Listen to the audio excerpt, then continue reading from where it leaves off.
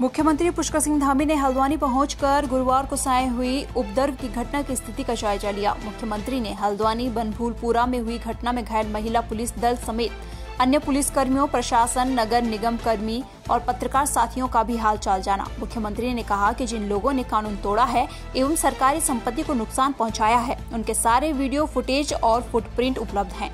इस घटना में शामिल सभी उपद्रवियों को चिन्हित कर उन पर विधिसम्मत कार्रवाई की जाएगी। के आदेशों के क्रम में यह अतिक्रमण हटाने का निरंतरता से यहाँ पर काम चल रहा था और सभी जगह पर ये काम चला है। जगह जगह लोगों ने स्वतः ही जो अतिक्रमण था उसको स्वतः ही हटा लिया, स्वतः ही पीछे चले गए। लेकिन यहाँ पर सुनियोजित तरीके से पुलिस पर, प्रशासन पर हमला किया गया और बड़े पत्थरों से, हथियारों से, कट्टों से और पेट्रोल बमों से प्रशासन के लोगों को बहुत चोट लगी है, पुलिस के लोगों को चोट लगी है। और जो हमारा उत्तराखंड है बहुत शांति वाला प्रदेश है। सब एक दूसरे के साथ बहुत भाईचारे से रहते हैं। लेकिन कुछ उपद्रवियों ने, इन दंगा करने वाले लोगों ने यहाँ पर बहुत हल्द्वानी को नुकसान पहुँचाने का प्रयास किया है। कानून अपना काम करेगा, इसकी जांच हो रही है और जो सख्त से सख्त कार्रवाई है वो होगी। जो सरकारी संपत्ति, निजी संपत्ति को नुकसान पहुंचाया है उसकी भरपाई भी उन्हीं से की जाएगी।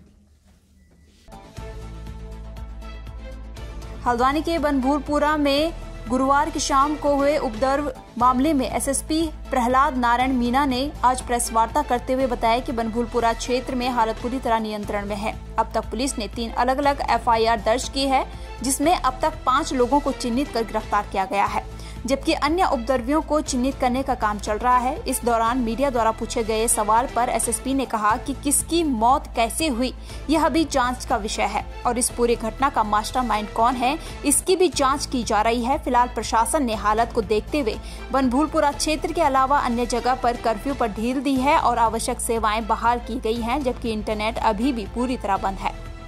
हम लोगों ने प्रॉपर प्लानिंग की थी, प्रॉपर एक डिप्लॉयमेंट प्लान तैयार किया गया था, प्रॉपर फोर्स की ब्रीफिंग की गई थी और नैनीताल जनपद की और उत्तराखंड पुलिस की जो उपलब्धता है उसको देखते हुए हम लोगों ने एक अच्छा खासा फोर्स जो है डिप्लॉय किया था। और आप लोगों ने देखा भी होगा कि जो अतिक्रमण स्थल है वहाँ से हमारे कर्मचारी और जो निगम के कर्मचारी और बाकी जो लोग हैं वो सुरक्षित वहाँ से निकले थे। हालांकि पथराव वहाँ हुआ था, लेकिन ये जो सेकंड घटनाक्रम हुआ है थाने का घेराव और वहाँ पर जो हुआ है जो आगजनी हुई है, इसके लिए जो उपद्रवी तत्व हैं उन्होंने एक षड्यंत्र के तहत और चूँकि भारी संख्या में उपद्रवी थे, पुलिस का काफ़ी हमारा जो फोर्स है और जो मैन पावर है वो अतिक्रमण स्थल पर जो पथराव हो रहा था उसको न्यूट्रलाइज करने में लगा रहा। तो इस दौरान ये घटना हुई, इसके लिए भी हम लोगों ने प्रभावी कार्रवाई की और लगभग आधे घंटे में हमने अपना थाना और जो बाकी शहरों को कब्जे में लिया और जो डिस्ट्रिक्ट फोर्स है उसने अपने ही बलबूते अपनी जो मैन पावर थी उससे शांतिपूर्ण तरीके से कस्बे में और बनभूलपुरा में जो नियंत्रण है वो भी पाया स्थिति में। लोकसभा चुनाव की तैयारी को लेकर कांग्रेस मुख्यालय में लगातार बैठक चल रही है। इस दौरान टिहरी लोकसभा क्षेत्र के पदाधिकारी और कार्यकर्ताओं ने भी बैठक में मौजूद रहे। बैठक की अध्यक्षता पूर्व कैबिनेट मंत्री प्रसाद नैथानी ने की।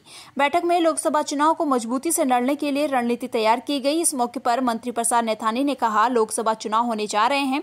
3000 पोलिंग बूथ पर कांग्रेस की कमेटियां बन चुकी है। लोकसभा चुनाव को जीतने के लिए कांग्रेस का प्रत्येक कार्यकर्ता संकल्पबद्ध है। की थी हमारे महानगर अध्यक्ष जी और हमारे वरिष्ठ साथीगण सब थे, सभासद थे।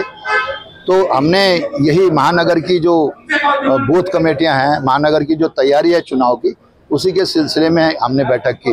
बैठक जरा लंबी चलनी थी, लेकिन दुर्भाग्य से हमारे बीच में हमारी कांग्रेस की कार्यकर्ती जो थी यहाँ पे, जो सेवा दल में काम करती थी, उनका अचानक देहांत हो गया।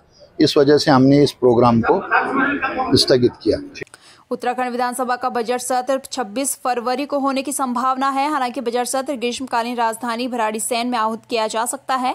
हालांकि अभी इस बात पर संशय है कि बजट सत्र कहां आहूत किया जाएगा। वहीं बजट सत्र को लेकर उपनेता प्रतिपक्ष भुवन कापड़ी ने कहा कि भारतीय जनता पार्टी की सरकार पहले सत्र और उसके बाद बजट सत्र को समझने का प्रयास करें। सिर्फ खानापूर्ति के लिए भाजपा की सरकार सत्र न चलाएं और भी कई ऐसे स्टेट हैं जहां हमारे बराबर विधायक हैं, वहां बजट सत्र 3 हफ्ते चलता है और उत्तराखंड में बजट सत्र 3 दिन चलता है। ये पहले तो मैं ये कहूंगा, भारतीय जनता पार्टी की जो सरकार है, पहले वो सत्र और उसमें भी बजट सत्र का मतलब समझ ले।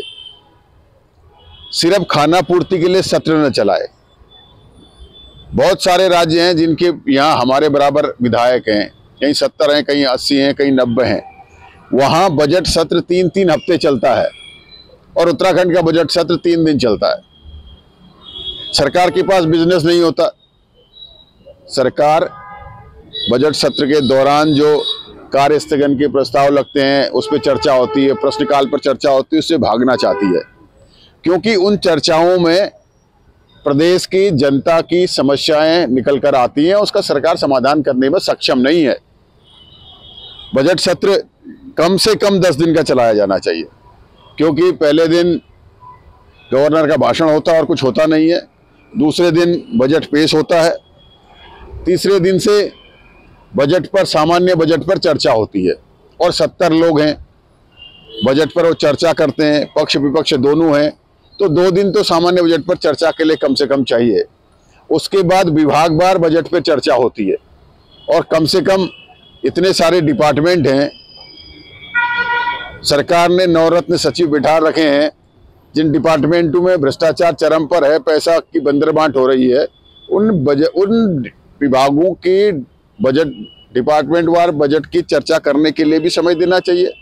अगर सरकार की मंशा ये है कि प्रदेश के हित में काम हो, प्रदेश के लिए काम हो, तो जो है कि बजट सत्र को कम से कम 10 दिन का चलाया जाना चाहिए या उससे ज्यादा का चलाया जाना चाहिए।